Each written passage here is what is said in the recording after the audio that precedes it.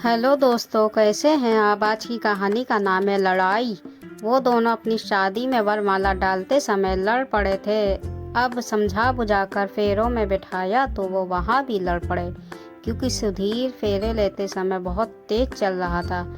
रेवती बोली, धीरे चलो, क्यों ऊँट की तरह दौड़ रहे हो। ऊँट बोलते ही सुधीर बिफर गया। बोला, जो लड़की फेरों में साथ नहीं चल सकती वो जिंदगी में क्या खाक साथ चलेगी। पंडित ने ऐलान कर दिया कि ये शादी तो 6 महीने भी नहीं चल पाएगी।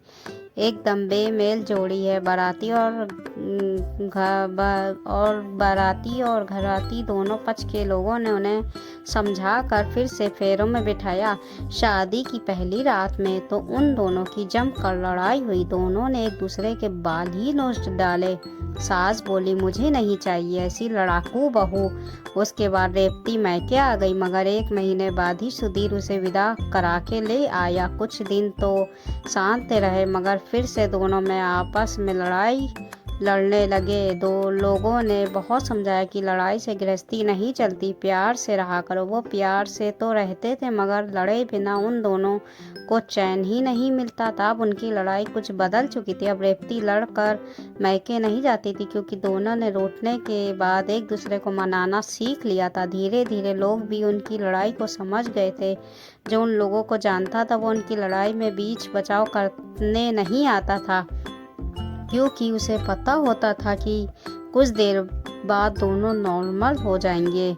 मगर बीच बचाव करने वालों को लेने के देने पड़ सकते हैं। एक दिन सुधीर और रेवती बस में सफ़र कर रहे थे।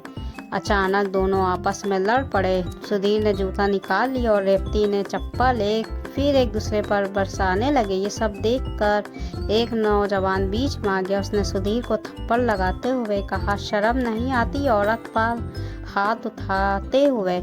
सुधीर को थप्पड़ पड़ते देखकर रेवती विकराल रूप में उस युवक पर झपट पड़ी। उसे चप्पलों से पीटते हुए बोली, ये मेरा पति है, ये मुझे मारे या मैं इसे मारूं। तू कबाब में हड्डी। कौन है बेचारा? वो युवक तो गाड़ी में बैठी सवारियों पर इम्प्रेशन जमाना चाहता था, मगर रेवती ने उसकी इज्जत का कचरा कर दिया।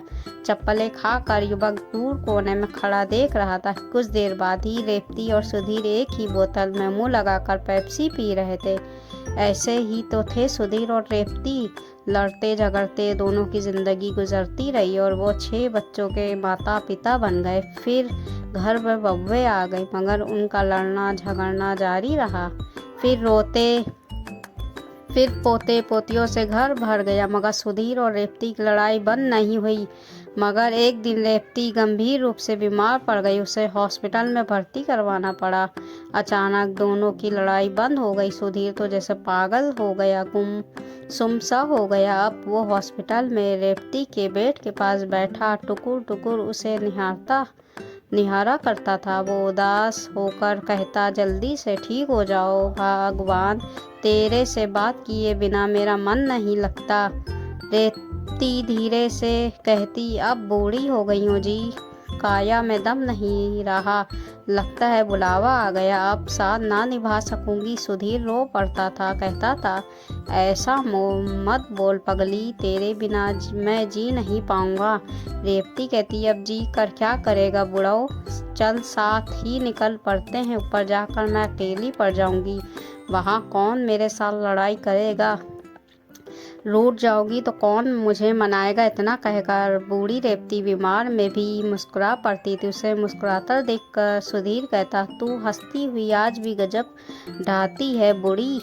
रेवती अपने झुर्रियों से भरे चेहरे पर हाथ फेर कर कहती, क्यों झूठ बोलता है बुढ़ाओ, अब तो सारा रूप इन झुर्रियों में छुप गया है। सुधीर कहता, तेरे साथ 70 साल गुजर गए, पता ही नहीं चला। तू सर पर मटकों की तरह 2 घर लेकर बल खाती हुई चलती थी। ये मुझे कल की ही सी बात लगती है। फिर कई महीने गुजर गए। रेवती ने बिस्तर ही पकड़ लिया। डॉक्टर्स ने जवाब दे दिया, शरीर बीत चुका है, दवा असर नहीं कर रही। और फिर एक दिन रेवती की आवाज़ चली गई। अब वो बोल ही नहीं पाती थी। अब सुधीर अकेला ही उसके पास बैठकर बड़बड़ाता रहता था।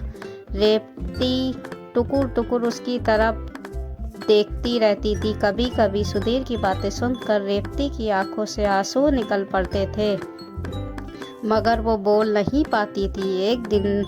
एक रात जब सुधीर रेवती के पास ही बेड पर बैठा था, उसने देखा रेवती झटपटा रही थी। फिर रेवती ने कसकर सुधीर का हाथ पकड़ लिया और हाथ पकड़ते ही वो शीतल पड़ गई। उसके शरीर की सारी हरकतें रुक गईं, पुतलियाँ स्थिर पड़ गईं। सुधीर समझ गया पत्नी की यात्रा पूरी हो गई है। वो उसी तरह रेवती का हाथ पकड़कर बैठा रहा।